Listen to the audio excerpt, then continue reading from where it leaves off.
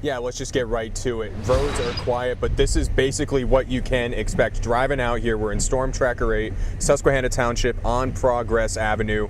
Not many people out on the roads. That's what PennDOT has been telling me all morning long, listening to some of the warnings they've been putting out saying, if you don't need to drive, don't drive at all. But we are seeing many plows onto the roads. This is actually one of the more freshly plowed roads that we've been on. There are some side streets that are actually more difficult, but I'm also looking at Harrisburg as well. I've learned from some people in Harrisburg that things are going well in Harrisburg right now. There hasn't been many incidents whatsoever, but they are urging people who are parked on those snow routes to move your cars just because they are actually towing some of those vehicles that are in those main snow routes. But I do want to show you we just showed you what it looked like right now. Let's show you what it looked like a little bit earlier this morning with some of those snow plows. The difference you can see in just a couple of hours from the snow that was out here right now, from those whiteout conditions to what you're seeing just a few hours ago is different. It's drastic in a way. We are seeing a lot more snow coming down, but we are seeing these conditions are across the Susquehanna Valley, as PennDOT was saying. Take a listen to what they told me earlier.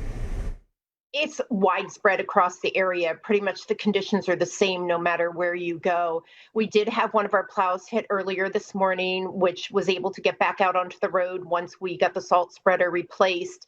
And really, the fact that there is so little traffic really helps local and state crews do their jobs.